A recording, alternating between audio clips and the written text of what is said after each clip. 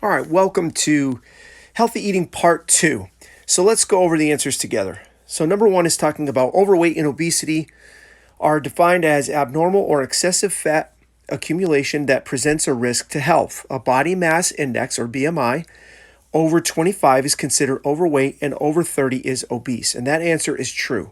And some of the things to think about with being overweight and an issue with obesity is taking a look at drinking enough water, getting enough fruits and vegetables and foods that are high in fiber to help fill you up, avoiding packaged foods or processed foods, processed carbohydrates, and eating out excessively or fast food intake are all things, and also sugar sweetened beverages. These are all things that tend to, when eaten in larger amounts or habitually, 4 or 5 or 6 days a week, can add to this issue that we have. So those are some just quick tips on overweight and obesity, and then also an overabundance of snacking. So, 3 meals a day, spread out, breakfast, lunch, dinner are always a really good habit.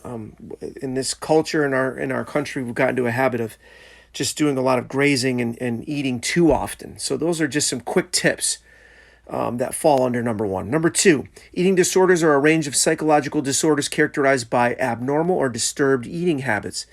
Anorexia and bulimia are ones that I'm sure you've heard of before, and that is true. We'll talk more about those. Number three, a fad diet is a diet that is popular for a time, similar to fads in fashion, without being a standard dietary recommendation, and often promising unreasonably fast weight loss or nonsensical health improvements, and that's true. They seem to work, they seem popular, and they may even work in a short amount of time, but are they going to work over the long term? Are they going to be safe and healthy for you? Do they help protect your body against disease and these kind of things? So there's a whole checklist of things that you can look at and check a diet against. And that's something that we can also go into greater detail. But fad diets are short term and not necessarily something that you can sustain over your whole life. And it's not necessarily something that's very good for you. Number four, intermittent fasting or timed eating is an eating pattern where you cycle between periods of eating and then fasting, which is when you're not eating anything. You're just drinking water. It does not say anything about which foods to eat, but rather when you should eat them. There are several different intermittent fasting methods, all of which split the day or week into eating periods and fasting periods. That is true. And it's important to note that intermittent fasting is not starvation. It's just going periods of time without eating, and then when you do eat, whatever your eating window is, you eat your normal daily allotment of calories, fats, carbs, proteins, vitamins, minerals, water, fiber, and so forth. You're not calorie restricting or starving yourself. You're just eating that food in a different window, and typically it's a smaller window. So for example, it could be 16 hours where you're not eating, and then you've got 8 hours left in a 24-hour day where you would be open to eating. So if you think about a normal day, maybe you start eating your meals at 8 a.m. and then you stop eating your meals, 8 hours later. So that would be by 6 p.m. or 4 p.m. So that's an early dinner. And then after you're done eating at 4 or 5 o'clock, you don't eat anything, no late night snacks, nothing like that. You go to sleep. You're not eating while you're sleeping, and then you go all the way through the night, and then you start your caloric intake again the next morning. Okay, so a really easy way to give this a try is actually a 12-12. So that's where 8 a.m. and then you have all the way until 8 p.m. to eat your calories for the day, and then from 8 p.m. no food, just clean fresh water all the way until 8 a.m. And then again, during your eating window, you're not restricting anything. You're eating, relatively normally. Obviously, we want you to make smart food choices, but it's not anything, restricted. Okay, number five. Vegetarian is someone who does not eat any meat, poultry, game, fish, shellfish, or byproducts of animal slaughter.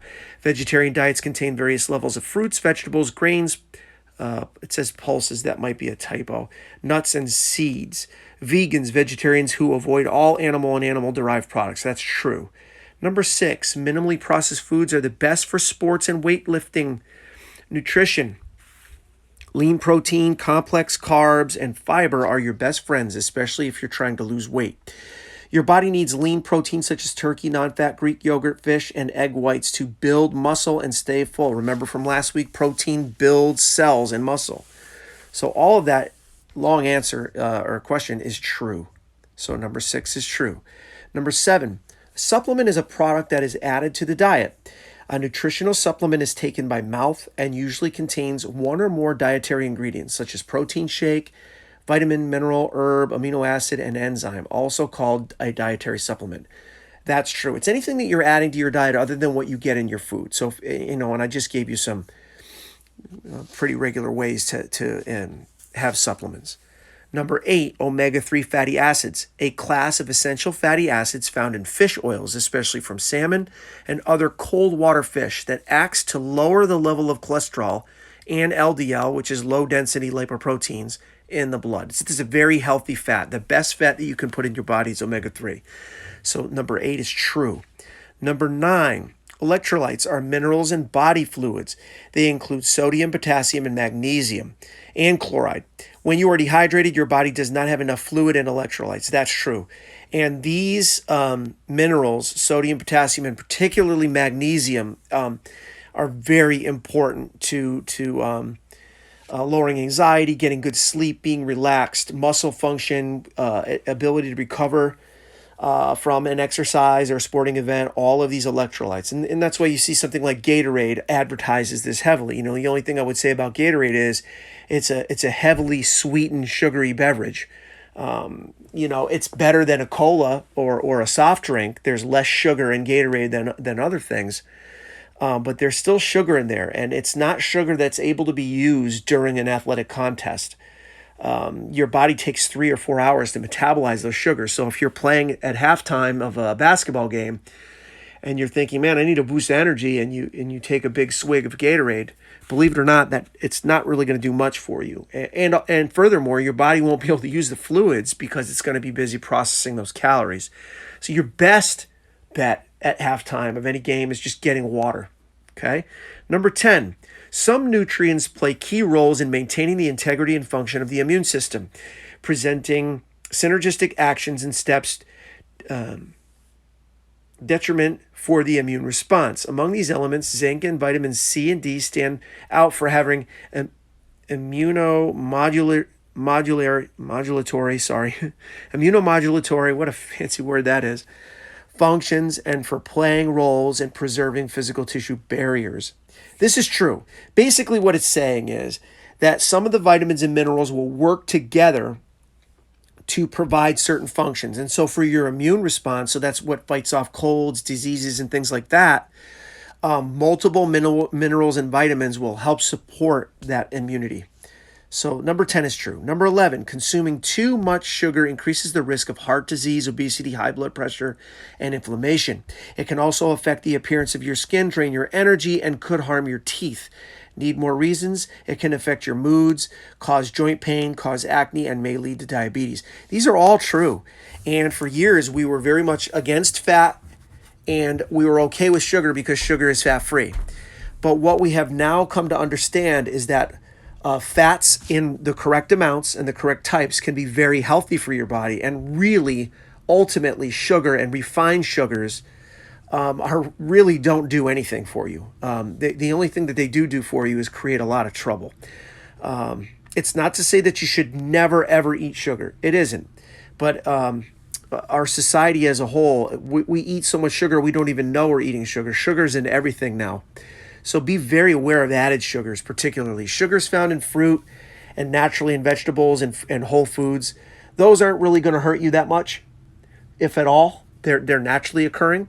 But when the sugar is processed and added to foods, typically packaged foods and man-made type of foods, these are the sugars we want to avoid, especially sugars in beverages, soft drinks, fruit drinks, and things like that. Number 12, organic foods have been grown or farmed without the use of artificial chemicals, hormones, antibiotics, or genetically modified organisms. In order to be labeled organic, a food must be free of artificial food additives. That's true. Number 13, Genetically modified organisms, or GMOs, can be defined as organisms, plants, animals, or microorganisms in which the genetic material, DNA, has been altered in a way that does not occur naturally by mating or natural recombination. That's true. And typically what they do with GMOs is to make a vegetable or a fruit resistant to rotting early, resistant to pesticides, resistance to insects. And while those things can seem positive, when we genetically manipulate a food, it creates a circumstance where, we have no idea how we're mutating that crop. Another thing is, when you mutate a crop, it's really to make it resistant to a certain pesticide. Well, these pesticides that they've been using, for example, Roundup, has been, depending on the science that you look at and the research, but Roundup may be involved in certain types of cancer that are now popping up in people that have been exposed to it. And they spray this stuff all over crops. And yes, it makes our food a little bit cheaper and protects it from being spoiled or eaten by bugs so that it gets onto the shelf and we can buy it and feed more people. But on the other hand, if that food is making us sick, then this is something that we have to very closely look at, from the government all the way down. Is this something safe to use? And so something to think about when you purchase organic foods. A lot of people say, well, why organic? It's very expensive, and I don't think it makes a difference. Well, one of the differences is it is free from pesticide. And so you have to make up your own mind if it's worth taking a chance. And, for some people, they can't even afford it. They can't afford organic foods. It's just too much.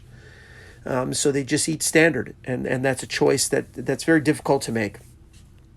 Number 14. Food additives and substances add to food to maintain or improve its safety, freshness, taste, texture, or appearance. Food additives need to be checked for potential harmful effects on human health before they can be used. That's true. But interestingly enough, the food additives that are used and are currently legal in our food system, there are many that are legal for use, but they're not good for you. Okay?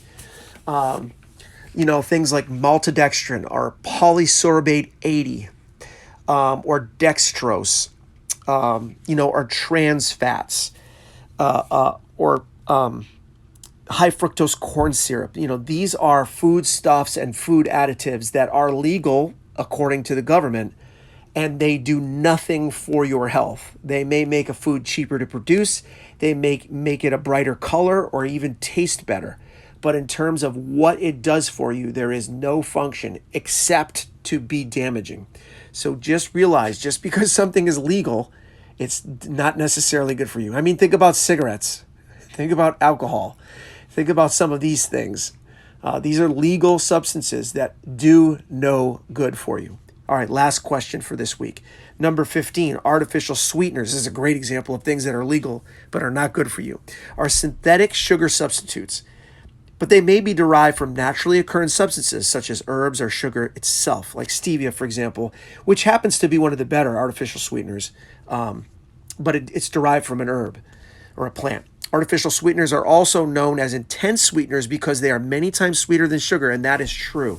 And so that's why you should take a look at your sugar substitutes. They may not contain calories, but they actually trick your brain into craving more sugar because of the sweetness. It gets that sensation without the calories, but your body continues to look for and crave calories because it hasn't been satisfied. It got the flavor, but it didn't get the calories. And so what you end up doing is eating more and more and more of these type of foods, and then eventually you go to the actual sugar to get the calories. So artificial sweeteners, they seem like a good idea, like a diet soda or something like that, but they play tricks on your brain, and you're really better off drinking water. I know it's not as enjoyable, but it does the job. Okay, guys, thanks for tuning in. We'll see you in the next one.